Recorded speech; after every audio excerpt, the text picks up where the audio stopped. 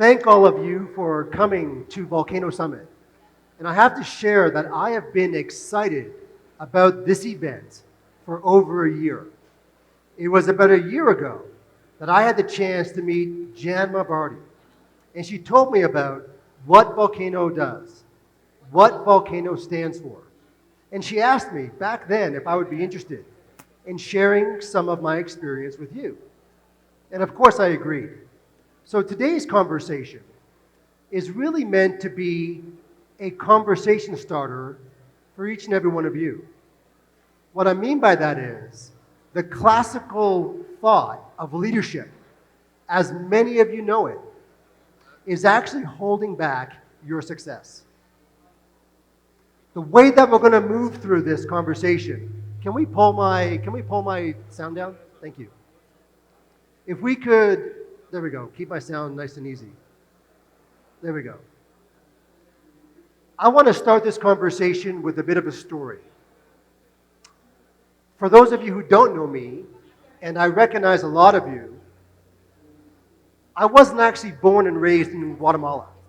Is it that obvious? I'm actually from Canada. I see, it was obvious, wasn't it? I'm actually from Canada. And my journey in understanding leadership, and when I say leadership, this could be a manager, this could be a director, this could be the CEO of a large corporation, like Google or Facebook or anywhere else. But my journey to understand this started way back in Canada. My first job many years ago was at the Canadian airport. No, I wasn't in the airline business.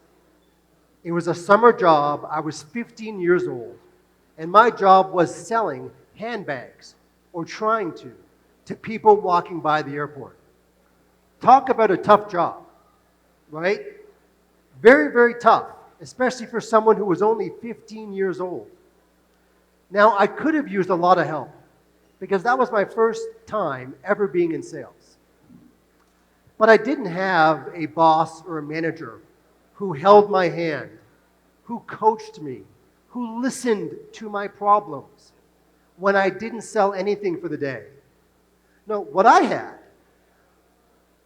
was this guy who constantly yelled at me and pushed me around and told me that if I didn't sell more, I would lose my job. Not exactly what you would call motivational, okay? Now, there weren't a lot of job options in Canada at the time, so I stuck with it for a summer. And I learned back then that I did not want to have that type of manager ever again. And something that you can look up online, the vast majority of people, from Google or anywhere else, they don't quit a job because of the job. They typically leave their manager or their boss. And I say that because we have quite a few really heavy, strong entrepreneurs. We have quite a few well-seasoned managers and business owners. And this is really just a wake-up call. So that was my experience many, many years ago. If we fast forward in my life through this time, I've spent roughly 15 years in all kinds of tech. Sales technology, advertising technology, marketing technology, internet technology with Google. I've had the pleasure and opportunity of working with dozens of teams around the world within Google and outside of Google.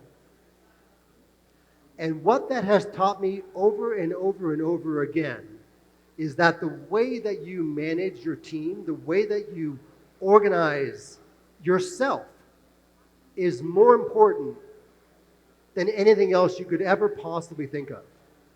Now, this whole idea of performance is really important.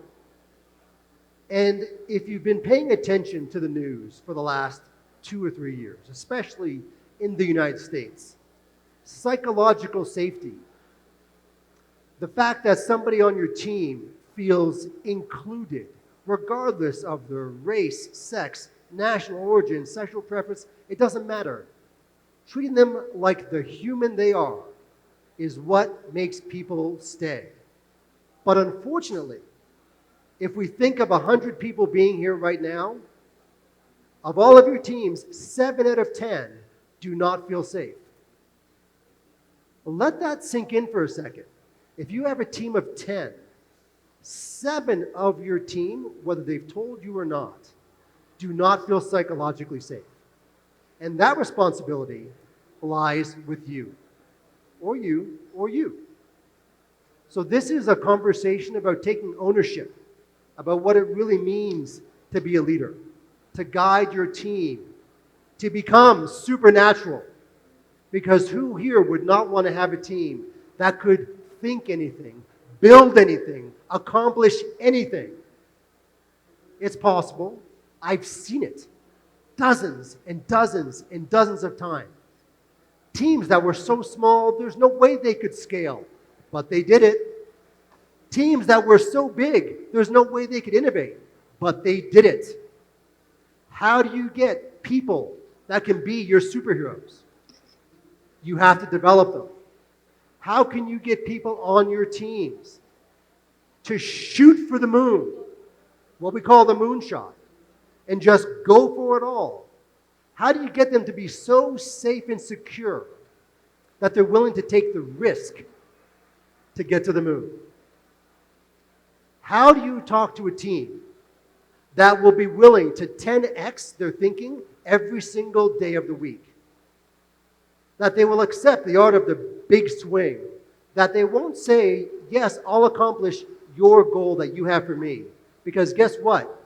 Your goal isn't big enough. I'm thinking bigger. These are the types of people and teams that I've been thankful to have been surrounded with for the last dozen years. And we're going to talk about what it means to do this. Because this art of the big swing, I want you all, if anybody here is a leader, manager, has a team, think for a second. If your team was able to think like this, what would that do for your business? What would that do for each of your people? So this is not about doing this from a selfish perspective. I'll make more money. No. This is about giving your team, the people you work with, the best possible version of you that inspires them to do more. And I'm not just making this up. Everybody is searching on Google about how to make a more effective team. This is one of the top results. Let's take a look at this. How do I create a high-performing team? Well, let's set up effective lines of communication. Yes, okay, we'll do that. Track your team's progress. Okay, yes, we'll do that. Share feedback regularly. Okay, I'll do that. Ladies and gentlemen, let's be completely honest. This does not create an effective team. This set of actions simply makes you overbearing. Because are you giving feedback in the right way? There's many different ways of feedback. I could speak for 2 hours on just feedback alone because it's a big deal. But this is one of the top search results on Google. It's not about creating a tracking mechanism. Ladies and gentlemen, it is about you individually. How you think, how you act, how you perceive, and more importantly, how you're willing to risk sharing the personal side of yourself to be empathetic with your team. Now let's be clear. I'm not saying walk into your next meeting and start crying about how sales are not where you want them to be. You can do that.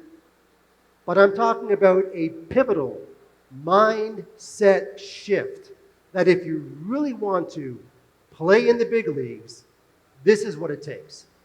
So we're going to spend roughly the next 10 or 11 minutes going through this. And I know that's not a lot of time. So my whole point and goal here, ladies and gentlemen, is I'm here to inspire you to be different than you are right now. I would love nothing more to come back next year to Volcano and hear how you've transformed yourself. And as a result of that, your team has shot to the moon and beyond.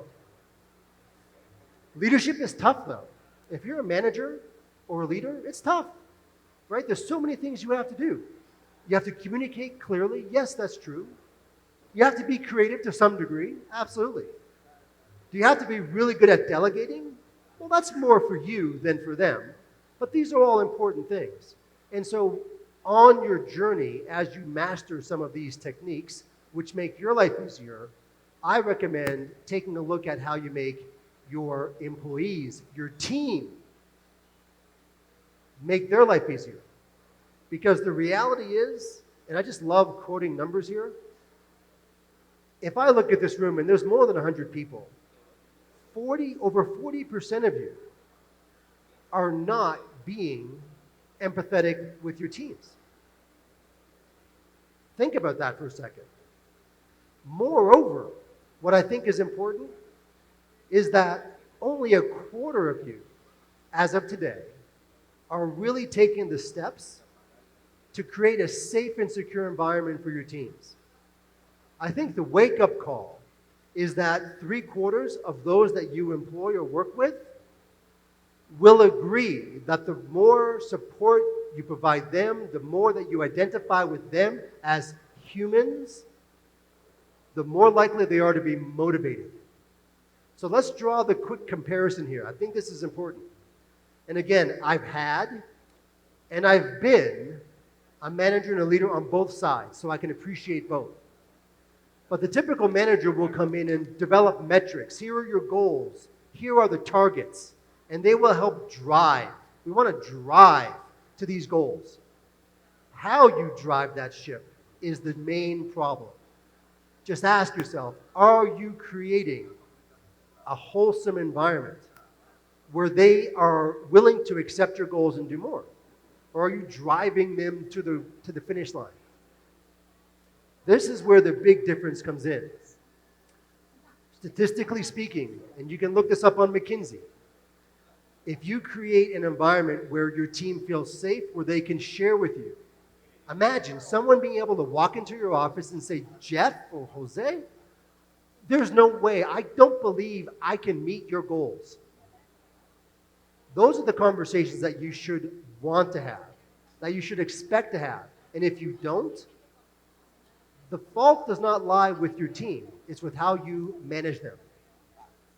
I've had the pleasure of working with quite a few of you. I recognize some faces. And a lot of you actually do surveys to see how your team feels about your company and about you. And you've said to me, more than one of you, I don't know what's going on, Sheldon. Everybody keeps saying that I'm perfect. Everything is 5 out of 5 out of 5 out of 5.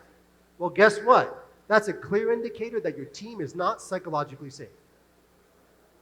Because let me tell you, if you look at some of the surveys in big tech, a lot of directors get zeros. They get ones. They get comments that this organization needs so much work because they feel psychologically safe enough to do it. Because leadership has taken the time to develop that type of relationship. And it does take work. Okay? And I've suggested to more than one of you, so I'm going to share this to all of you. If you're that type of manager or leader where all you get is positive feedback, my challenge to you today is to answer your survey yourself. If you were really true to yourself, how would you answer that survey? Would you really say that you always, 5 out of 5, you always are compassionate and understanding with your team? If you raise your hand and say yes, you're excused because that's not the truth. None of us can always do that because we're not perfect. So rate yourself honestly and then share that with your team. You do that, that is one of the most powerful statements of openness or vulnerability that you can make. And it will radically change the way that your teams express how they feel, reach out for help more often, and work together more strongly as a team. That's a challenge. You're welcome to do it. And on that same topic, personal confessions are one of the most powerful tools that you can do or leverage to bring that vulnerability to the forefront. For example, I mentioned that I have been on both sides of being, I would consider a vulnerable and valuable leader and manager to one that's not so much. Early on in my career, I was one of those drive to the metrics. Oh man, I could measure everything. I knew when you came into work, I know when you left work, I knew how many keystrokes you made during the day. And guess what? To me, at that time, unfortunately, that's how I believed I had to manage to build a great team. And what I understood very clearly was guess what? People were simply doing this while they were working because they knew Sheldon was counting keystrokes. So what's the best way to fool Sheldon? Just type away. Okay? A lot of failures later, a lot of missed sales goals later, I began to understand and do some research and change that. Meeting your team or your coworker or your co-team where they are and beginning conversations, if you're having a meeting that's about metrics, for the first 5 minutes, just spend that time catching up with the person as a person. Be mindful to share what challenges that you faced.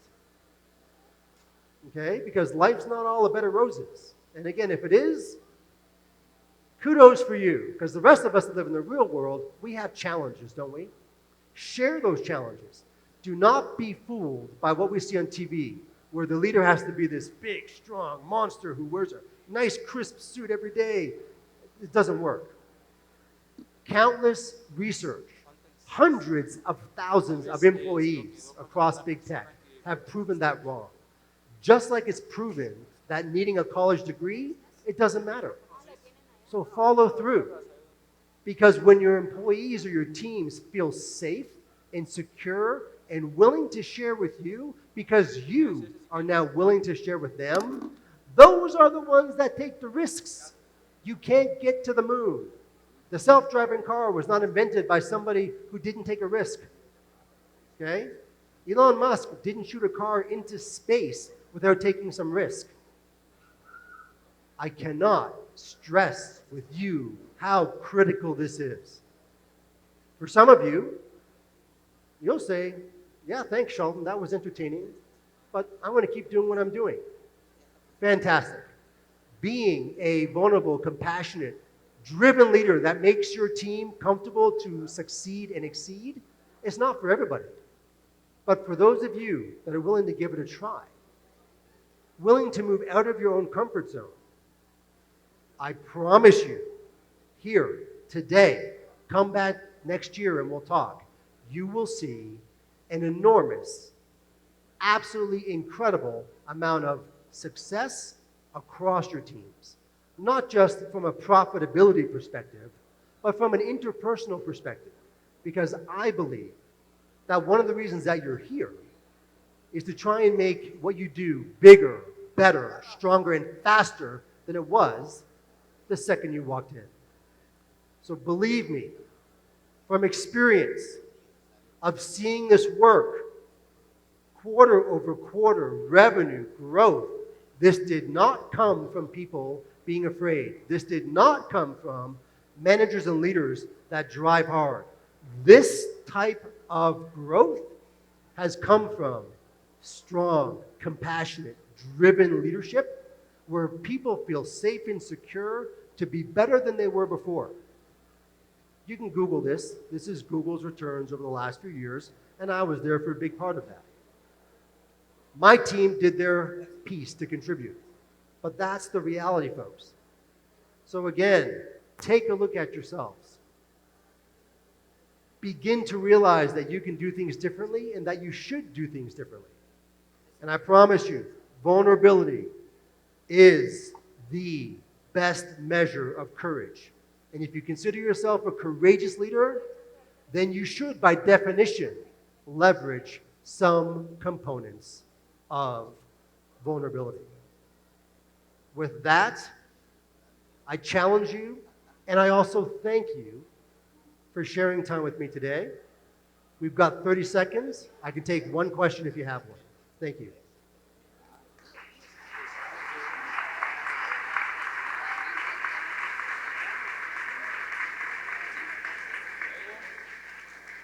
Hi, thank you. So even though I've been recently promoted to a team leader, So even though my team is doing wonderful, we're reaching our goals, and I think that they're doing great because I'm receiving tons of feedback, and that's great because I'm receiving feedback. However, there is something that I'm struggling with. Is more than an advice that I need.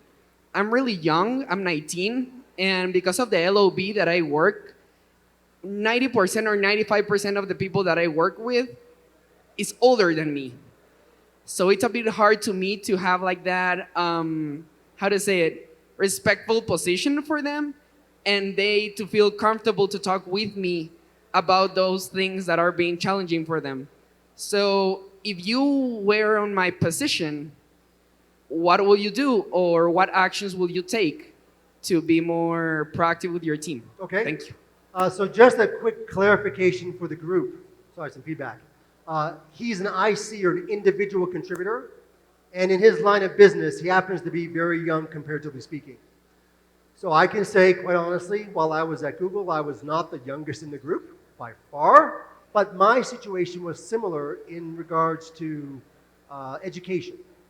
So when I joined Google, I was surrounded by PhDs. I had people that were at Harvard, Princeton, you name every Ivy League school on the planet, that was my team.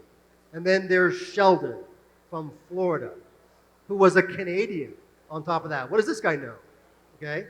So my suggestion is this. I believe in strong experience, that part of what you're feeling is natural, and it's called the imposter syndrome. That's a self-imposed constraint that we all have.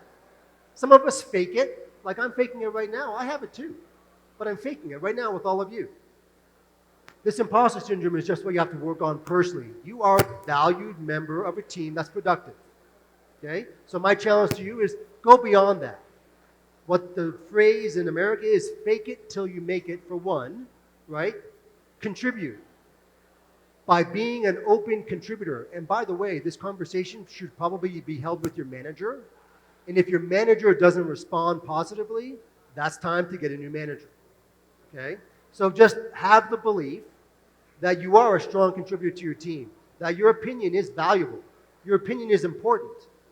As a matter of fact, it's critical to success. And make it a point to inject into those conversations and not even worry about age.